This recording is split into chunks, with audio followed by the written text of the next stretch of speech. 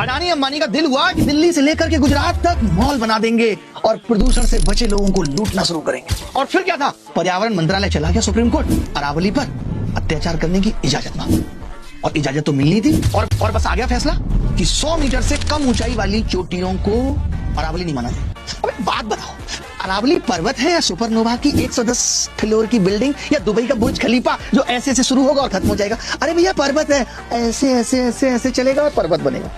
10 metre 5 metre से शुरुआत होगी, पर्वत है वहां से। आपने कह दिया ये नहीं होगा। और कमाल की बात आप नहीं देख रहे हैं, लोग ये कह रहे हैं कि भैया 90% हिस्सा तो 100 मीटर से नीचे का है, यानी 90% खत्म। फिर एक और क्या है कि अगर 500 मीटर की दूरी पर है तो उसे भी अरावली का हिस्सा नहीं माना जाएगा, यानी अरावली खत्म। मेरी एक बात समझ नहीं आ रही, छोटे बड़े बहुत बड़े सब इन्फ्लुएंसर, सब जीएस के टीचर, खान सत्तर, सब यही बता रहे हैं कि अरावली से इतना नुकसान हो जाएगा, ये हवाएं यहाँ आएंगी, हिमालय पे चिपक जाएंगे, हिमालय ढह जाएगा। तमाम तरीके का लॉजिक दे रहे हैं। तो मेरी ये समझ में नहीं आ रही कि ये लॉजिक उस कमेटी ने क्यों नहीं बताए जब ये फैसला आने वाला था। उसने भी तो बताए होंगे, या जज साहब ने बस ऐसे ही फैसला बना दिया? कुछ तो बताया होगा। तो सबको बताया और सुप्रीम कोर्ट को नहीं पता। ये सुप्रीम कोर्ट के दिल पे बात लग क्यों नहीं रही? क्यों ना एक प्रेस कॉन्फ्रेंस करके बता दिया जाए कि माजरा क्या है।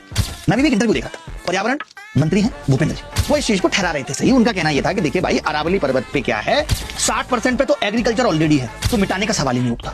30% पे बड़े बड़े शहर बसे हुए हैं, जयपुर अजमेर, तो उसकी भी बात छोड़ दो। बच गया 10% के लिए, उसमें भी 0.19% उन्होंने कहा है जहां पे खनन किया जा सकता है। उनका कहना यह है कि जो इलीगल खनन हो रहा था उसको रोकने के लिए जो राज्य अपने हिसाब से करा रहे थे उस पर केंद्र सरकार का एक स्ट्रिक्ट लॉ लाना जरूरी था, ऐसा उनका कहना मेरा नहीं। वैसे आप इस सरकार की मंशा को जानते थे, ये एक पेड़ लगाएंगे मां के नाम तो उसको सही ठहरा देंगे, सबको लगाना चाहिए। ये एक तरफ गांधी को बुरा भला कहेंगे और फिर कहेंगे कि गांधी स्वच्छ योजना चला देंगे। तो इनका समझ में नहीं आता कि ये जो करते हैं उसको ही ये सही ठहरा देते हैं। अभी इतने सारे ये पेड़ काटेंगे तो पेड़ काटने को सही ठहरा देंगे, अडानी को 1 रुपए में जमीन देंगे तो ये उसको सही ठहरा देंगे, अडानी गरीब था, हाथ जोड़ रहा था, कह रहा था हम पे 1 ही रुपया है, ये ले लो, हमें जमीन दे दो। आप ऐसे ही देख लो, ये जमीनें तो सिर्फ 1 रुपए में बिकती हैं, डीलें तो अडानी अंबानी से होती हैं। तभी तो पार्टी फंड में 2014 में जहां 700 करोड़ थे आज 7000 करोड़ हो गए। मैंने नहीं चेक किया, रिपोर्ट कहती है जो ये इलेक्शन कमीशन में जमा करते हैं, हर पार्टी को जमा करनी पड़ती। तो भैया इस तरीके से देश के संसाधनों को बेचा जा रहा है और अपनी जेबें भरी जा रही हैं। और ऊपर से सब क्या करें, आगे आने वाली पीढ़ी का सोचो, आगे आने वाली पीढ़ी का सोचो। ये कैसे सोचेंगे? इनकी तो कोई पीढ़ी आगे आने वाली है ही नहीं।